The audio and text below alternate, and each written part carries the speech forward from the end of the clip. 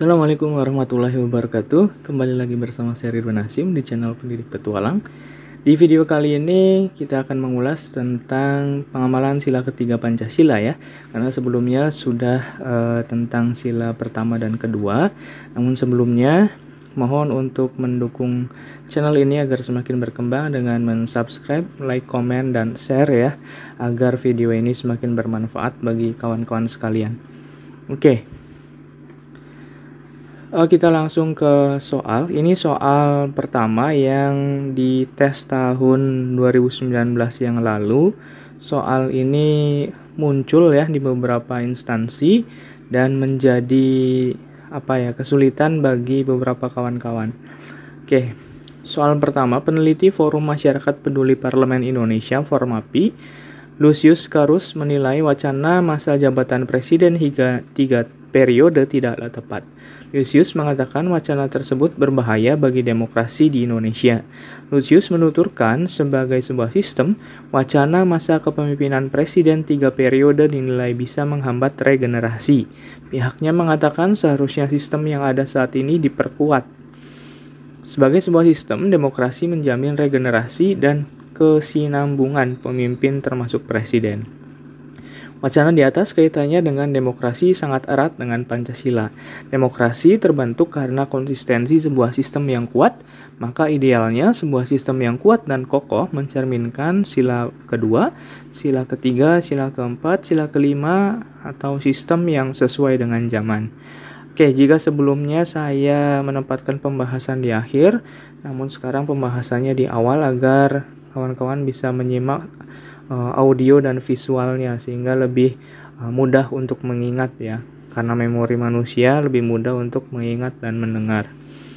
Oke, jawabannya adalah yang B, sila ketiga, sistem yang kokoh dan kuat didasarkan atas persatuan. Nah, mengapa jawabannya adalah sila ketiga? Karena yang ditanyakan oleh soal di sini intinya adalah idealnya sebuah sistem yang kuat dan kokoh mencerminkan apa ya? Mencerminkan persatuan. Persatuan Indonesia itu termasuk dalam sila ketiga. Karena tanpa adanya sistem yang kuat dan kokoh, yakni adanya persatuan, maka disintegrasi bangsa itu akan sangat mudah untuk rapuh ya, termasuk dalam berbagai bidang kehidupan.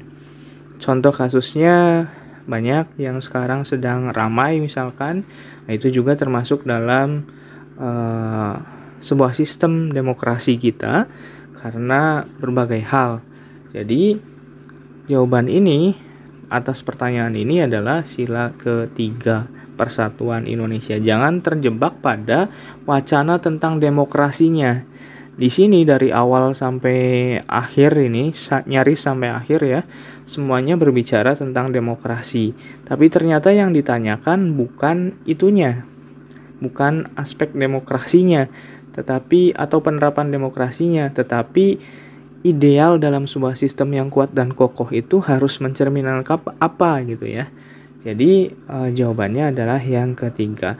Kalau kita terjebak pada demokrasi, maka jawabannya mungkin kawan-kawan akan menjawab sila keempat ya, karena orientasi berpikir kita ketika berbicara tentang demokrasi adalah kerakyatan, nilai kerakyatan.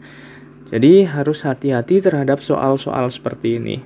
Mungkin di tahun 2019 banyak yang terkecoh dengan soal ini dan dianggap salah satu soal yang menyulitkan ya, sehingga banyak juga kawan-kawan yang jatuh di TWK-nya. Oke, soal kedua. Andi adalah generasi milenial yang gemar menggunakan internet untuk mengisi waktu.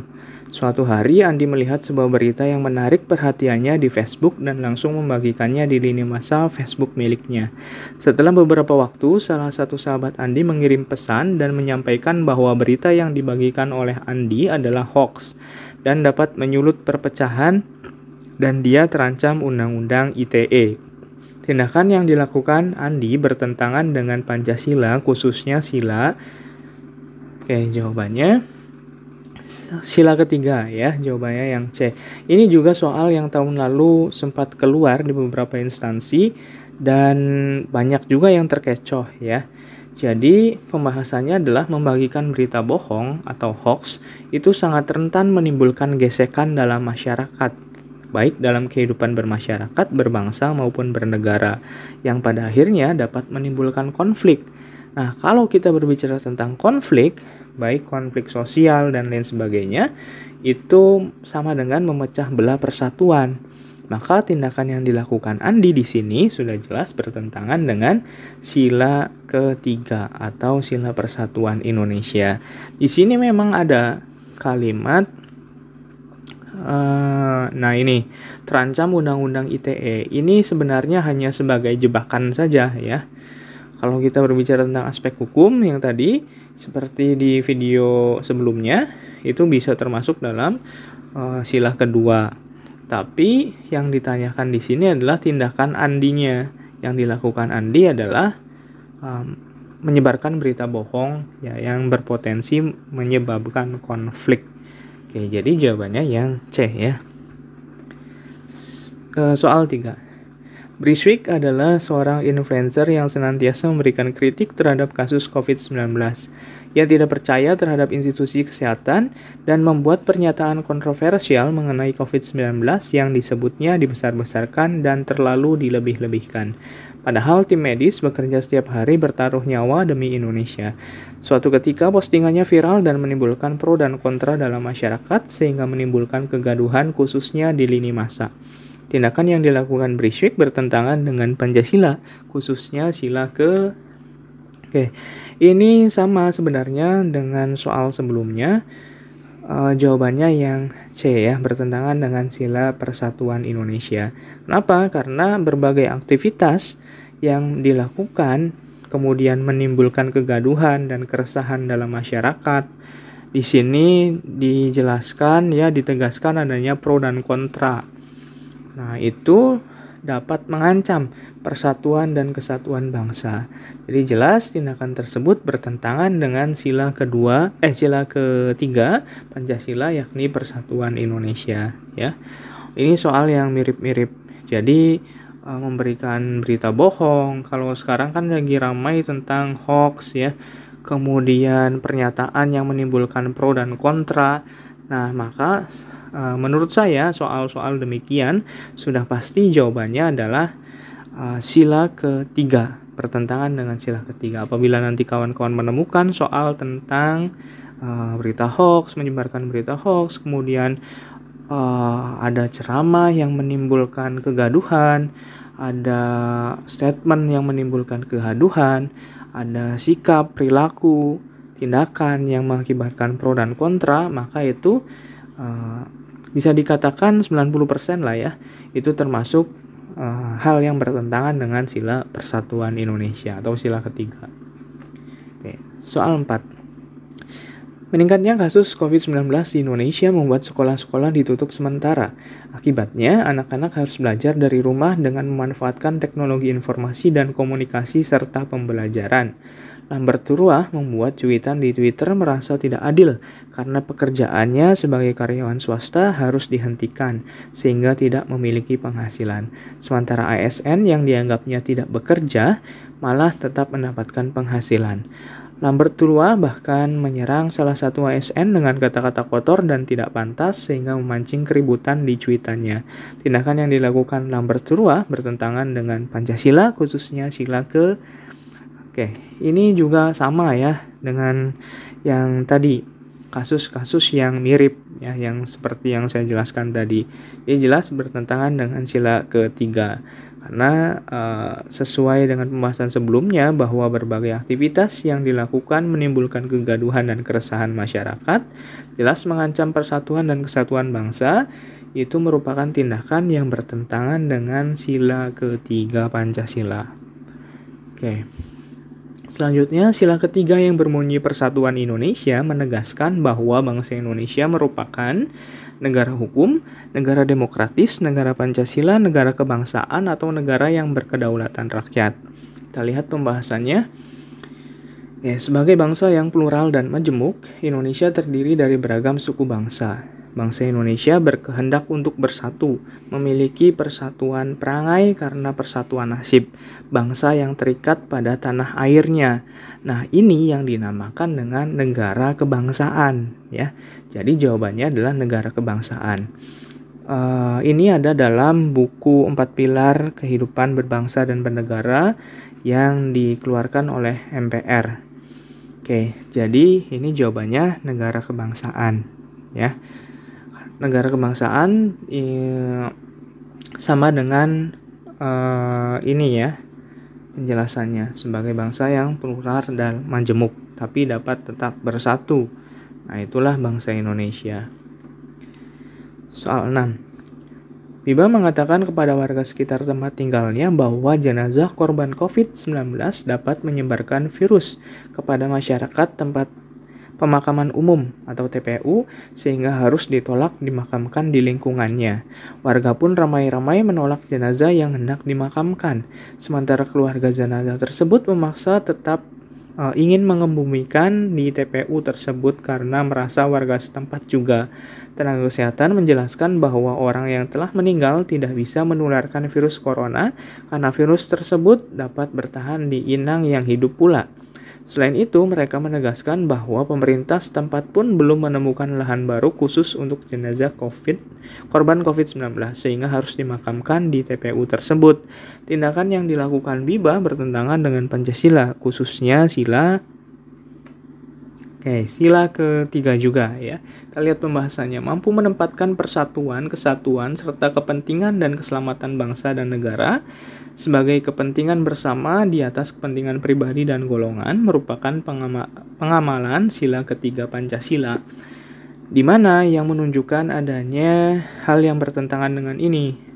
Nah, di sini yang pertama dia kan mengatakan hal yang berbohong ya. Ada unsur hoax juga menyebarkan virus corona. Nah, ini tidak benar. Ini dibantah juga oleh tenaga kesehatan. Kemudian di sini juga jelas bertentangan dengan aspek mengutamakan kepentingan umum ya. Karena ini kan sudah dijelaskan di sini bahwa pemerintah belum menemukan lahan khusus untuk pemakaman korban COVID-19 sehingga mau tidak mau harus di situ. Nah, untuk urusan urgent seperti ini bisa dikatakan termasuk dalam mengutamakan keselamatan bangsa dan negara ya, dan ini juga termasuk dalam rasa cinta tanah air, mengorbankan diri. Meskipun kalau misalkan ya pada kenyataannya dia bisa terserang virus corona misalkan, tapi yang dilakukan oleh dia adalah untuk menyelamatkan kepentingan yang lebih luas lagi misalkan. Nah, jadi ini termasuk dalam sila ketiga. Kemudian soal 7. Indonesia selalu terlibat dalam misi perdamaian dunia sesuai amanat pembukaan Undang-Undang Dasar Negara Republik Indonesia tahun 1945. Salah satunya melalui pasukan Garuda yang tergabung dalam United Nations Interim Force in Lebanon, UNIFIL, yang tengah bertugas di Lebanon. Tindakan tersebut sesuai dengan Pancasila, sila ke 1, 2, 3, atau 4, dan 5. Jawabannya tentu adalah sila ketiga. Mengapa? Karena dalam butir Pancasila sila ketiga, salah satunya dijelaskan bahwa memelihara ketertiban dunia yang berdasarkan kemerdekaan, perdamaian abadi, dan keadilan sosial sesuai dengan pengamalan sila ketiga dari Pancasila. Nah, pasukan Garuda ini menegaskan bahwa Indonesia turut terlibat aktif dalam mengatasi masalah perdamaian dunia ya. Jadi jelas jawabannya adalah yang ketiga. Soal 8. Penjabaran lebih lanjut sila ketiga dalam Undang-Undang Dasar Negara Republik Indonesia tahun 1945 terdapat pada kecuali ya. Ini ada kata kecuali, ini harus hati-hati juga. A. Pembukaan Undang-Undang Dasar Negara Republik Indonesia tahun 1945 alinea pertama. B. Pembukaan Undang-Undang Dasar Negara Republik Indonesia tahun 1945 alinea 4. Pasal 1 Undang-Undang Dasar Negara Republik Indonesia tahun 1945 Pasal 18 Undang-Undang Dasar Negara Republik Indonesia tahun 1945 dan pasal 32 Undang-Undang Dasar Negara Republik Indonesia tahun 1945. Nah, mana kira-kira yang salah ya, karena kecuali. Oke, kita lihat di pembahasan. Pembukaan Undang-Undang Dasar alinea pertama menegaskan tentang penolakan terhadap segala bentuk penjajahan. Ya. Kemudian kalau kedua, pembukaan Undang-Undang Dasar alinea 4 ini ya, menegaskan tentang cita-cita bangsa Indonesia dan dasar negara. Di alinea keempat itu kan ada tentang cita-cita bangsa Indonesia. Kemudian ada juga dasar negara yang berdasarkan kepada ketuhanan yang Maha Esa. Nah, itu menunjukkan dasar negara. Kemudian pasal 18 memuat tentang asas otonomi daerah. Asas otonomi daerah itu termasuk dalam aspek atau pengamalan terhadap sila persatuan Indonesia. Karena menunjukkan bahwa meskipun bangsa Indonesia terdiri dari beragam suku bangsa dan lain sebagainya, tapi dipersatukan oleh persatuan. Ada pemerintah pusat ya. Kemudian pasal 32 memuat tentang kebudayaan nasional dan budaya daerah. Budaya nasional dan daerah ini juga menunjukkan adanya persatuan, aspek pengamalan terhadap persatuan Indonesia. Karena bagaimanapun juga kebudayaan daerah, kebudayaan nasional adalah puncak-puncak dari kebudayaan daerah. Kemudian jadi jawabannya ini adalah yang A ya. Yang A hanya menegaskan tentang penolakan terhadap segala bentuk penjajahan. Jadi ini yang salahnya ya. Sedangkan alinea keempat ini seharusnya keempat menegaskan tentang cita-cita bangsa dan dasar negara. Artinya di sana ada pengamalan sila ketiga juga ya. Kemudian cita-cita bangsa Indonesia juga termasuk dalam pengamalan sila ketiga. Jadi yang bukan adalah yang A, alinea pertama ya. Oke, soal 9. Minggu lalu Ahmad bertemu Kuman ya, sahabatnya yang kini telah bekerja di salah satu perusahaan tambang di Malaysia. Kuman mengatakan bahwa ia akan segera mengurus proses alih kewarganegaraan dengan alasan demi penghasilan dan jabatan yang lebih tinggi. Ia pulang sengaja ingin mengajak Ahmad untuk mengikuti langkah tersebut. Ahmad menolak karena menganggap bahwa tanah air Indonesia perlu ia jaga dengan cukup bekerja sebagai petani di desa dan menilai kewarganegaraan Indonesia tidak memiliki padanan yang seimbang. Ahmad berkomitmen akan memajukan sektor pertanian Indonesia dengan bekal pendidikan teknologi pertanian yang dimilikinya. Sikap yang ditunjukkan Ahmad mencerminkan penghayatan terhadap Pancasila, khususnya sila ke 1, 2, 3, 4, atau 5. Kita lihat pembahasannya. Ya, sila ketiga ya, yang C jawabannya. Kenapa? Karena ini termasuk dalam butir-butir mengembangkan rasa kebanggaan. Di mana rasa kebanggaannya? Di sini. Ya. Menganggap tanah air Indonesia perlu ia jaga. Kemudian dia cukup bangga dengan menjadi seorang petani, ingin memajukan pertanian Indonesia. Nah, itu termasuk dalam cinta tanah air, serta juga memiliki komitmen cinta tanah air yang ditunjukkan bahwa ia ingin bangsa Indonesia maju dan tidak mau untuk bergabung dengan negara lain karena menganggap tidak ada yang pantas untuk dikorbankan atas nama bangsa Indonesia, kewarganegaraannya. Jadi yang jelas jawabannya adalah yang C. Soal terakhir 10. Asep sudah 3 tahun berkuliah di Jogja. Meskipun sudah cukup lama tinggal di Jogja, ia belum bisa berbahasa Jawa karena ia merupakan warga asli Tasikmalaya yang merupakan suku Sunda. Dalam suatu rapat himpunan, Ketua BEM yang juga rekan Asep memilih menggunakan bahasa persatuan atau bahasa Indonesia di sepanjang rapat. Tindakan yang ditunjukkan Ketua BEM tersebut menunjukkan pentingnya. Yang ditanyakan soal ini adalah tindakan yang dilakukan oleh Ketua BEM, ya, bukan Asepnya. Jadi kita lihat pembahasannya. Yang dilakukan Ketua BEM itu sesuai dengan butir mengembangkan persatuan atas dasar Bhinneka Tunggal Ika, yang mana hal tersebut merupakan pengamalan terhadap sila ketiga Pancasila. Karena Di sepanjang rapat, Ketua BEM tersebut full ya menggunakan bahasa persatuan, bahasa Indonesia.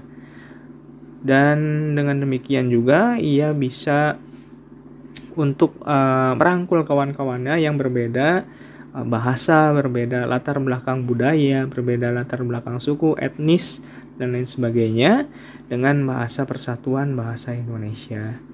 Jadi jawabannya adalah yang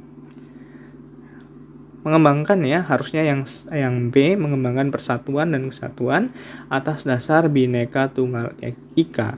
Bukan yang C ini, tapi yang B, mengembangkan persatuan ya atas dasar Bhinneka Tunggal Ika. Bhinneka Tunggal Ika berbeda-beda tetapi tetap satu juga.